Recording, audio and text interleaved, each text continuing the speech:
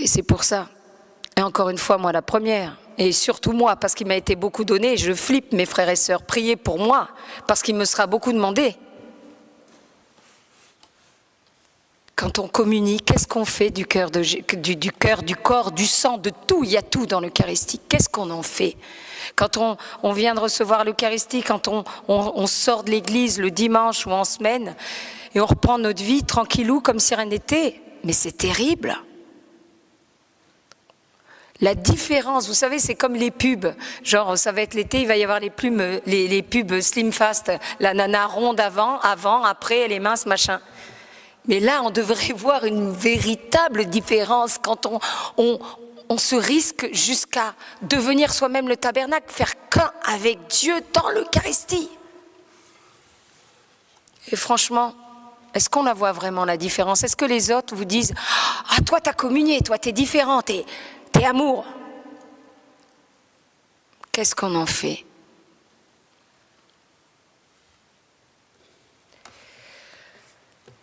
Alors, voilà, je voudrais dire 3 choses, les fruits de cette rencontre.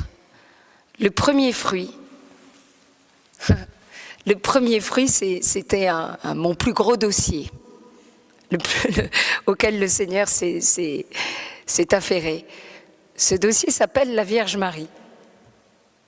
Parce que j'étais catholique, pratiquante, comme je l'ai dit, mais je ne sentais pas grand-chose pour la Vierge Marie. J'étais un petit peu limite comme une protestante, quoi. Alors que ma mère aime beaucoup Marie et elle me disait mais prie Marie, prie Marie. Alors de temps en temps, je me boostais pour faire un je vous salue Marie, machin, mais je sais pas, je ressentais pas grand-chose, quoi. Et en fait, on sait que la Vierge Marie conduit jusqu'à Jésus.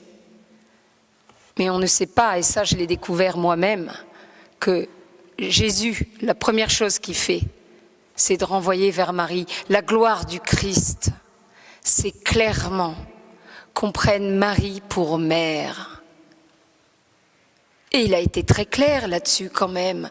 Quand on fait un peu l'effort de lire l'Évangile, les dernières paroles du Christ, son testament sur la croix, juste avant de rendre son souffle de vie au Père, ces dernières paroles adressées à nous, ses enfants, ses brebis, quand il est là et qu'il est crucifié, qu'il y a Saint Jean d'un côté, la Vierge Marie de l'autre côté, au pied de la croix, qu'est-ce qu'il fait? Ces dernières paroles, son testament, ça concerne qui? Il dit à Marie, femme, voici ton fils, en désignant l'apôtre, et à Saint Jean, voici ta mère.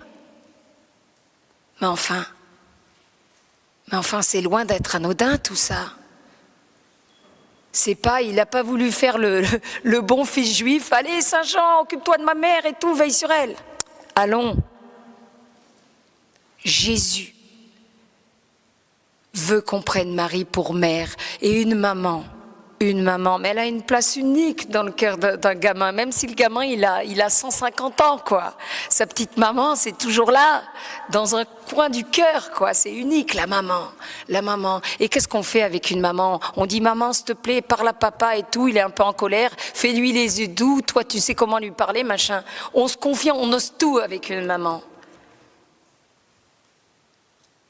Donc,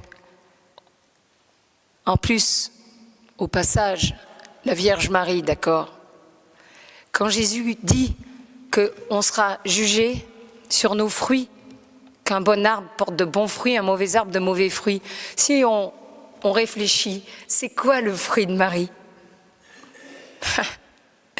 Tu es bénie, Marie, entre toutes les femmes, et Jésus, le fruit de tes entrailles, est béni. D'accord ? Le fruit de Marie, c'est juste Jésus. Et elle était unique. Et c'est pas un petit robot, Marie, parce qu'elle a été comblée de grâce. Mais imaginez comme le cornu, le démon, a dû lui mettre le paquet, puisqu'elle avait toutes les grâces de Dieu. En contrepartie, il a dû lui envoyer toutes les flèches, toutes les tentations, tous les machins de révolte, de tout ce qu'on veut. Attends, c'est son gamin qu'elle voit crucifié.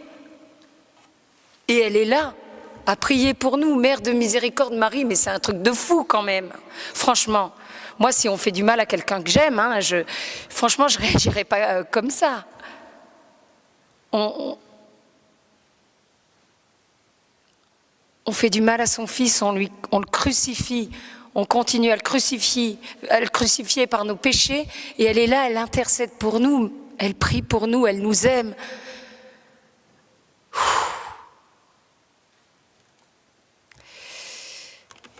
Donc, voilà, ce dossier-là, il est bien parti me concernant, la Vierge Marie.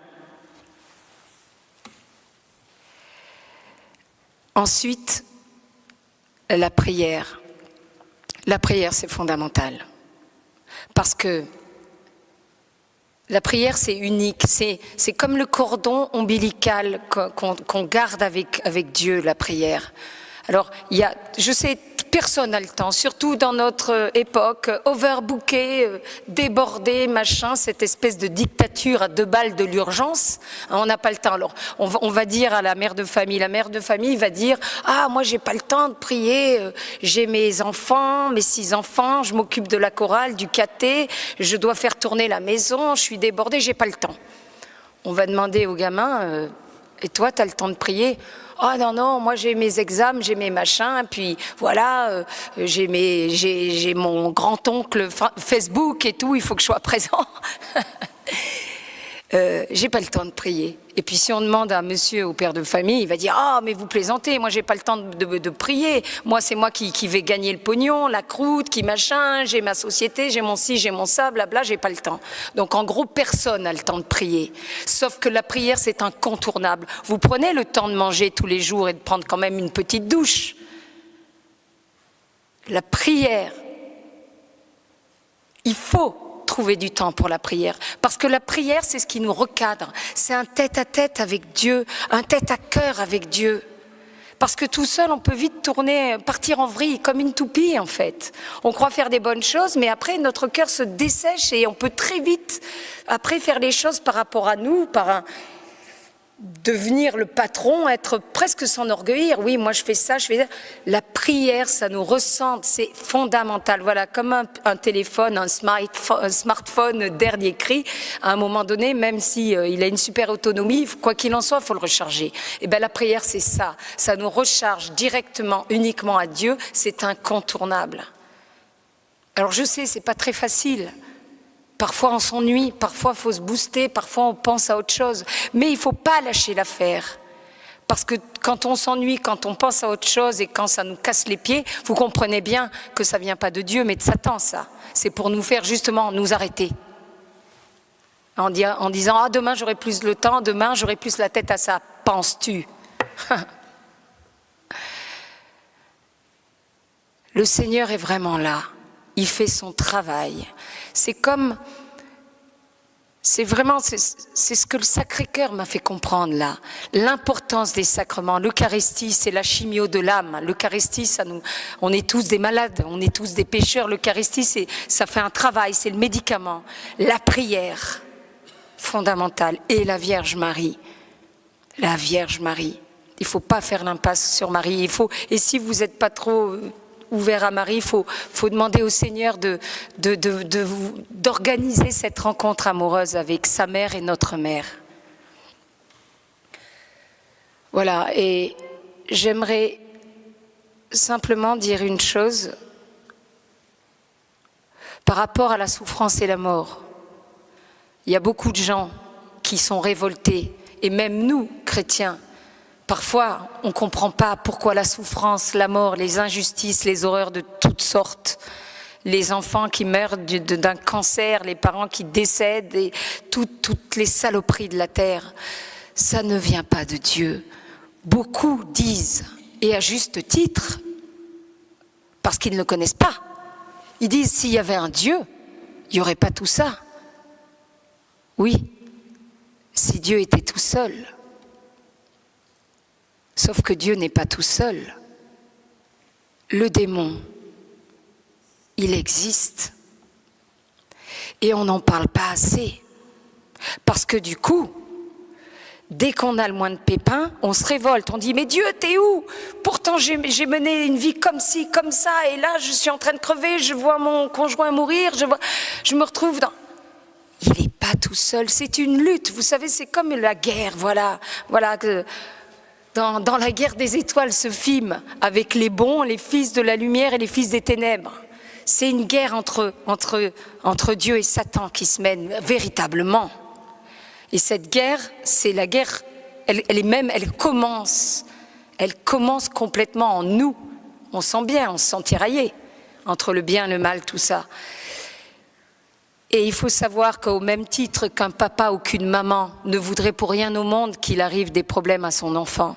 Imaginez Dieu qui est l'absolu dans l'amour. Vous croyez que ça le réjouit quand il nous voit souffrir, pleurer, mourir ? Il souffle martyr, et d'ailleurs, encore une fois, quand on lit l'Évangile, on voit la souffrance du Christ. Il pleure sur Lazare, il pleure sur la souffrance, il est complètement... Sauf que, voilà, le démon est là, il nous déteste, comme il déteste Dieu et il veut... ça fait son affaire qu'on ne croit pas en lui, le démon, qu'on l'ignore, qu'on ne pense pas qu'il existe. Parce que comme ça, on se retourne contre Dieu.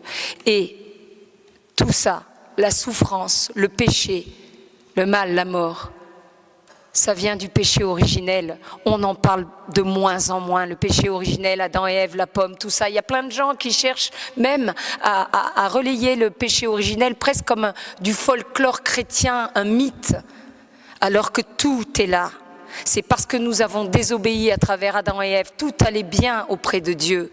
Mais en suivant le serpent, la symbolique de croquer la pomme, c'est comme un vote. Si on vote pour un président de gauche, on aura un gouvernement de gauche. Si on vote pour un président de droite, on aura un gouvernement de droite. En suivant le démon, on a voté pour le démon et pour le gouvernement de la souffrance, de la maladie et de la mort. Donc il faut savoir, ça n'est pas Dieu. Tout ça, c'est l'œuvre du démon.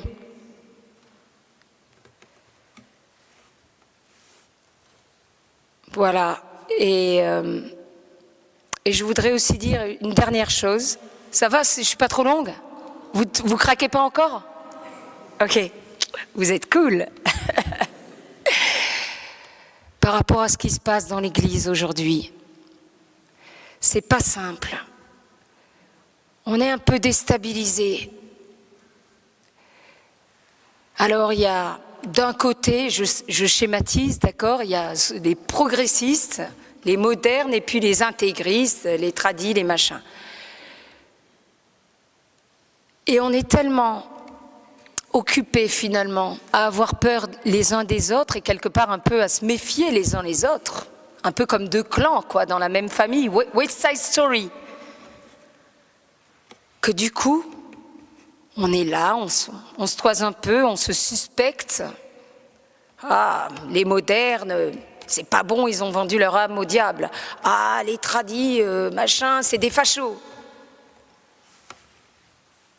Mes amis, d'abord, on est tous les enfants du Seigneur, on est tous de la même famille, on est tous ses brebis.